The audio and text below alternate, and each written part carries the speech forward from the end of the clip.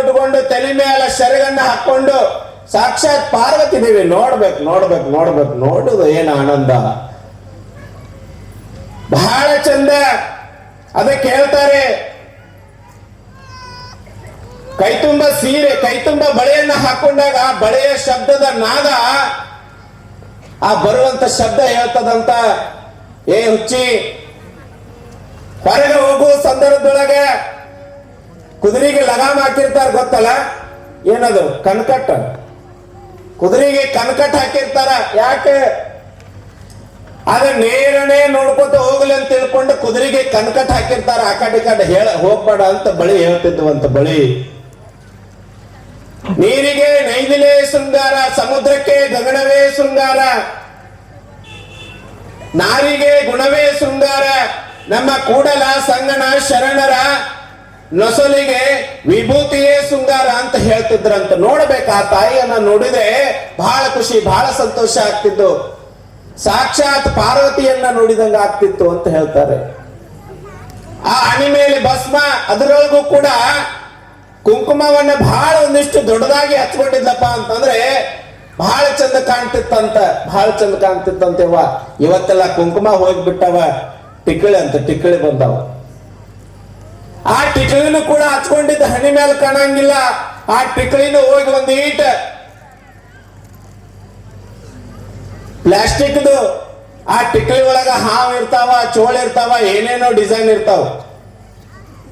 ಯಾಕೆ ನಮ್ಮ ಹಿಂದಿನ ಹಿರಿಯರು ಕುಂಕುಮವನ್ನ ಅರ್ಧ ಚಂದ್ರಾಮನ ಹಾಗೆ ದೊಡ್ಡದಾಗಿ ಹಚ್ಕೊಳಕ್ ಮಾಡ್ಯಾರಪ್ಪ ಅಂತಂದ್ರೆ ಅದಕ್ಕೊಂದು ಪದ್ಧತಿ ಅದ, ಅದಕ್ಕೊಂದು ಸಂಸ್ಕಾರ ಅದ. ಯಾಕಷ್ಟೇ ಕುಂಕುಮ ದೊಡ್ಡದಾಗಿ ಹಣಿಗೆ ಹಚ್ಕೋಬೇಕಂದ್ರೆ ನನ್ನ ಗಂಡನ ಆಯುಷ್ಯ ಇನ್ನಷ್ಟು ದೊಡ್ಡದಾಗ್ಲಿ ಅಂತ ತಿಳ್ಕೊಂಡು, ಸಣ್ಣದಾಗ್ಲಿ ಅಂತಲ್ಲ, ದೊಡ್ಡದಾಗ್ಲಿ ಅಂತ ತಿಳ್ಕೊಂಡು ಕುಂಕುಮ ಹಚ್ಬೇಕಿದ್ರು. ಚಪ್ಪಾಳೆ ಹೊಡೀರಿ, ನಿಮ್ದ ಹೇಳಕತ್ತೀನಿ. ಅದಕ್ಕೊಂದು ಪದ್ಧತಿ ಇದೆ. ಏನಂತಂದ್ರ ನನ್ನ ಗಂಡನ ಆಯುಷ್ಯ ಇನ್ನಷ್ಟು ದೊಡ್ಡದಾಗ್ಲಿ ಅಂತ ತಿಳ್ಕೊಂಡು ಹೇಳ್ಕೋತ ಹೇಳ್ಕೋತ ಹೇಳ್ಕೋತ ಹಣಿಗೆ ಕುಂಕುಮ ಹಚ್ಕೋತಿದ್ರಂತ. ಇವತ್ತ ಯಾಕ ಪರಿಸ್ಥಿತಿ ಇವತ್ತು ಬಂದಿಲ್ಲ ಅಂತಂದ್ರೆ, ಹಿಂದಿನ ದಿನಮಾನದೊಳಗ ಗಂಡ ಹೆಂಡತಿ ಅಂತಂದ್ರೆ ಬಹಳ ಚಂದ ಅನ್ಯೋನ್ಯವಾಗಿ ಹೋಗ್ತಿದ್ರು. ಇವತ್ತಿನ ದಿನಮಾನದೊಳಗ ಮದುವೆ ಆದ ಕೆಲವು ದಿನಕ್ಕೆ ನಾವೆಲ್ಲ ಕೇಳ್ತೀವಿ, ಬೆಳಗ್ಗೆ ಎದ್ದ ತಕ್ಷಣನೇ ಟಿವಿ ಒಳಗಾತು, ನ್ಯೂಸ್ ಪೇಪರ್ ಒಳಗಾತು, ಊರೊಳಗಾತು, ಹಳ್ಳಿ ಸಿಟಿಗಳಲ್ಲಿ ಕೂಡ ಕೇಳೋದು ಒಂದೇ, ಮದುವೆ ಆದ ಮೇಲೆ ಡೈವರ್ಸ್. ಇವತ್ತಿನ ದಿನಮಾನದೊಳಗೆ ಡೈವರ್ಸ್ ಅಂತಕ್ಕಂಥದ್ದನ್ನ ನಾವು ಕೇಳ್ತೀವಿ. ಆದ್ರೆ ಹಿಂದಿನ ದಿನಮಾನದೊಳಗೆ ಮದುವೆ ಆದ್ಮೇಲೆ ಡೈವರ್ಸ್ ಇದ್ದಿದ್ದಿಲ್ಲ, ಕೋರ್ಟ್ ಇದ್ದಿದ್ದಿಲ್ಲ, ಕಚೇರಿ ಇದ್ದಿದ್ದಿಲ್ಲ, ಪೊಲೀಸ್ ಸ್ಟೇಷನ್ ಇದ್ದಿದ್ದಿಲ್ಲ, ಯಾವುದು ಕೂಡ ಇರ್ತಿದ್ದಿಲ್ಲ. ಯಾಕ?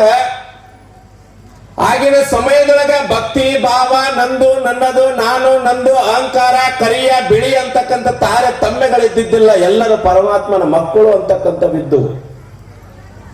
ಒಂದು ಮನೆಯೊಳಗೆ ಆಗಿನ ದಿನಮಾನದೊಳಗೆ 7-8 ಸ್ವಸ್ಥರು ಬಂದು ಜೀವನ ಮಾಡಿದ್ರು ಕೂಡ ಬೇಗ ಭಾವಗಳು ಕೂಡ ಇರ್ತಿದ್ದಿಲ್ಲ, ಹಣ್ಣು ಬೆಂಬುಗಳು ಕೂಡ ಇರ್ತಿದ್ದಿಲ್ಲ, ನಾನು ದೊಡ್ಡಾಕಿ ಸಣ್ಣಾಕಿ ಅಂತಕ್ಕಂಥದ್ದು ಇರ್ತಿದ್ದಿಲ್ಲ.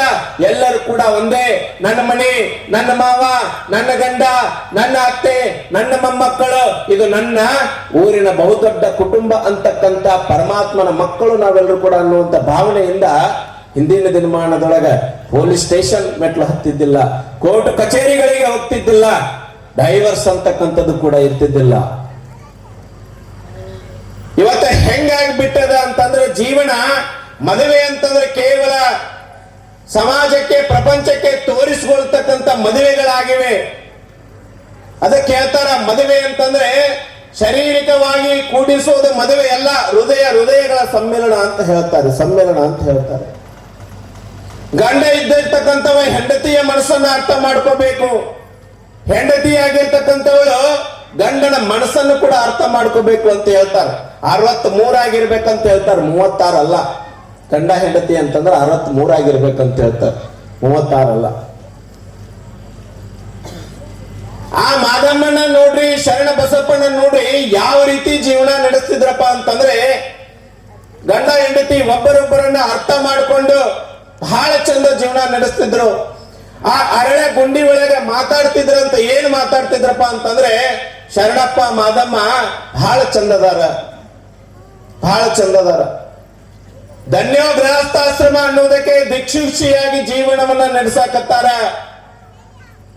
ಆ ಸಂಸಾರದೊಳಗೆ ಇದ್ರೂ ಕೂಡ ಆ